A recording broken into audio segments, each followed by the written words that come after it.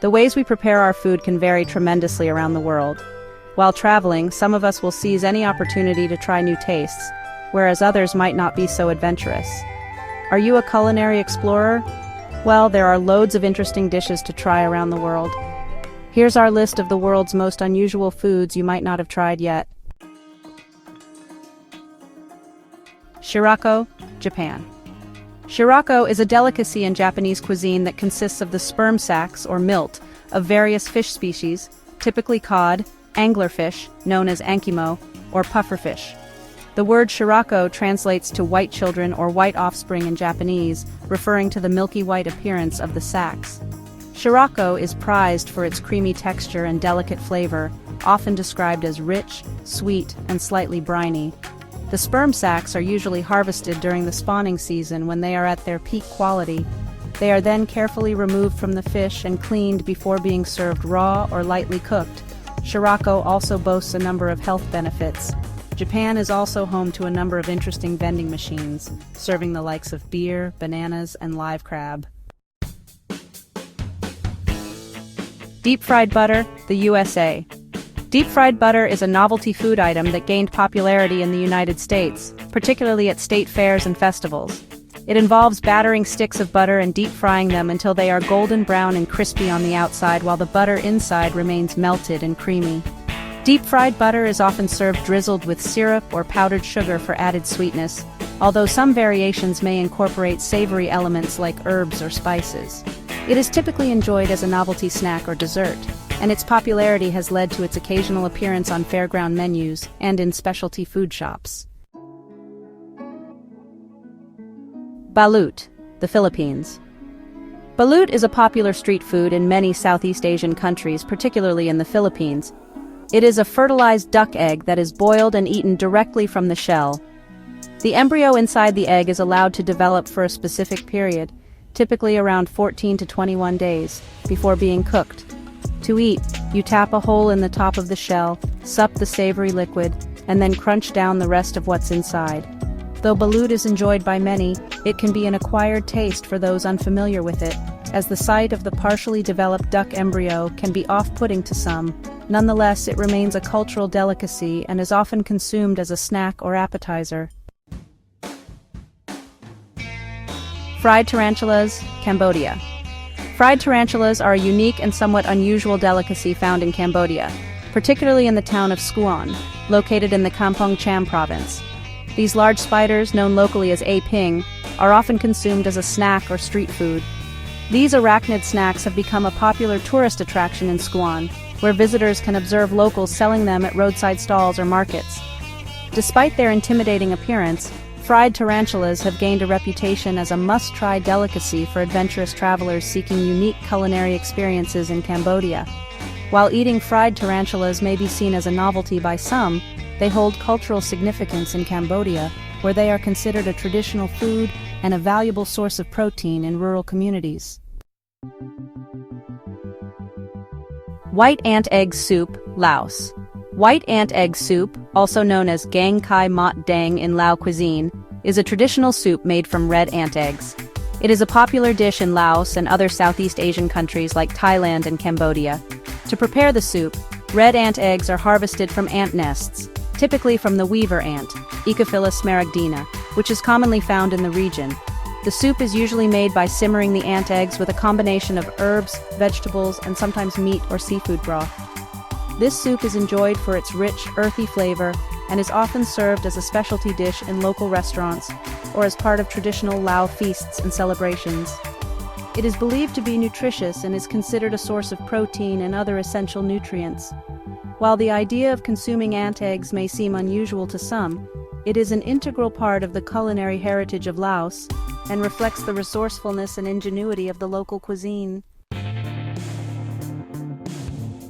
Jellied moose nose, Canada. Jellied moose nose is a traditional dish originating from indigenous communities in Canada, particularly among the First Nations peoples. It is also consumed in some parts of Alaska. As the name suggests, the dish is made from the nose of a moose, which is boiled until tender. Then the meat is removed from the bone, sliced, and combined with various seasonings.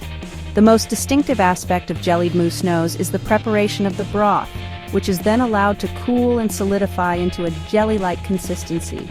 Jellied moose nose is often served as a cold appetizer or snack. It has a unique flavor and texture, with the jelly providing a gelatinous base for the tender moose meat. While it may not be commonly found in mainstream cuisine, it holds cultural significance for indigenous communities and is cherished as a traditional dish passed down through generations. Rocky Mountain oysters, also known as prairie oysters, are a unique culinary dish popular in the American West, particularly in regions like Colorado, Montana, Wyoming, and Texas. Despite the name, Rocky Mountain oysters are not seafood but rather a type of offal dish made from the testicles of bulls, pigs, or sheep. To prepare Rocky Mountain oysters, the testicles are typically peeled, pounded flat, coated in flour or breadcrumbs, seasoned with salt and pepper, and then deep-fried until golden brown and crispy. They are often served hot with dipping sauces such as cocktail sauce, horseradish, or mustard. Corn smut is a fungus that turns normal corn kernels into tumor-like growths covered in blue-black spores. It may look like a weird food, something like a corn cob that needs to be thrown out, but many find it to be a delectable delight. In Mexico, it is regarded as a culinary specialty. In Spanish, it is called Huitlacoche, meaning sleeping excrement, and many enjoy the woody, earthy flavor of the fungus.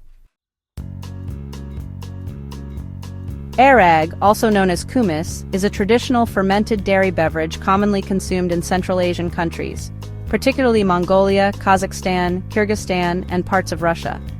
It is made by fermenting mare's milk, typically from horses, although it can also be made from the milk of other animals such as yaks or camels. During fermentation, the lactose in the milk is converted into lactic acid by the bacteria, resulting in a slightly sour and effervescent beverage. The fermentation process also produces small amounts of alcohol, typically around 2 to 3% ABV, giving Airag its mildly intoxicating properties. Airag is traditionally consumed as a refreshing beverage, especially during the summer months, and is often enjoyed during festive occasions, celebrations, and social gatherings. Casu Marzu, Italy. Known as rotten cheese, Sardinia's Casu Marzu is made from pecorino that has gone bad, really bad. The larvae of cheese flies, Huitlacoche, are added to the pecorino, hatching inside, burrowing around, and digesting the fats. During fermentation, the larvae consume the cheese, breaking down its fats and proteins and accelerating the ripening process. This gives Casu Marzu its characteristic soft, creamy texture and pungent aroma. The larvae are still alive when the cheese is consumed, adding a unique, slightly tangy flavor to the cheese. The result is a weeping, tongue-burning delicacy that you can eat with or without the maggots. But it's not as unique a delicacy as you might think, with similar variations in neighboring regions. Sannakji, South Korea. Sannakji is a traditional Korean dish that consists of small live octopus, typically cut into small pieces and served immediately. The name Sannakji translates to raw octopus in Korean. To prepare Sannakji, a small octopus is usually quickly dismembered and served while the tentacles are still moving. The pieces are often seasoned with sesame oil and sesame seeds or served with a dipping sauce made from soy sauce and wasabi. One of the unique aspects of Sannakji is that the octopus tentacles continue to squirm and writhe even after being cut, giving the dish its characteristic movement.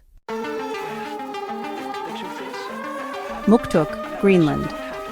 Muktuk is a traditional Inuit food that consists of whale skin and blubber.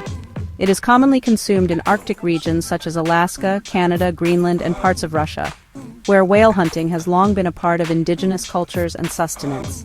To prepare muktuk, the skin and blubber are typically sliced into small, bite-sized pieces. The skin portion is often thick and rubbery, while the blubber is soft and fatty. These pieces are then eaten raw or sometimes lightly boiled or fermented before consumption.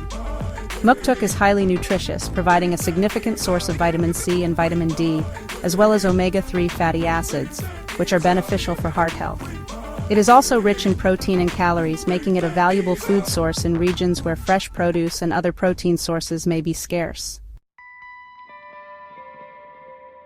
Hakarl is a traditional Icelandic dish consisting of fermented shark meat. It is considered a delicacy in Icelandic cuisine, although its strong odor and pungent flavor make it an acquired taste for many. To make hakarl, The meat of the Greenland shark is first buried in gravelly sand or soil and left to ferment for several weeks to several months. During this fermentation process, the shark meat undergoes biochemical changes, including the breakdown of urea and trimethylamine oxide, which are compounds that give the shark's flesh its strong ammonia-like smell and flavor. After the fermentation period, the shark meat is dug up and hung to dry for several months to further age and develop its flavor. Hakarl is often accompanied by a shot of brennivin, a strong Icelandic schnapps known as Black Death, to help mask the strong flavor. While Hakarl is a cherished part of Icelandic culinary heritage and culture, it is not universally loved, and its strong smell and taste can be off-putting to some.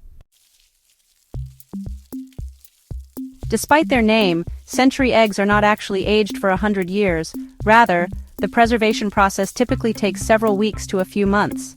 This Chinese traditional food is made by preserving duck, chicken, or quail eggs in a mixture of clay, ash, salt, quicklime, and rice husks.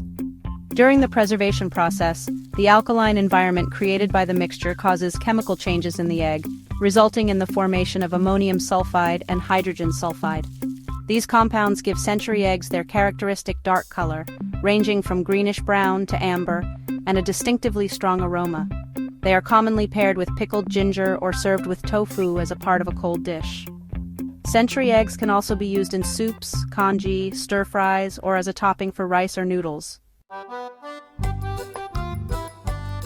Many advocate keeping the fat on meat, but Ukraine decided to go one step further and just eat the fat on its own. Salo is a traditional Eastern European and Slavic dish consisting of cured slabs of pork fatback. To make salo, strips or slabs of fatback are first salted and sometimes seasoned with herbs, garlic, or pepper. The salt helps to draw out moisture from the fat, preserving it and preventing spoilage. The fatback is then typically left to cure for several weeks or months, allowing the flavors to develop and intensify. Salo can be eaten in a variety of ways.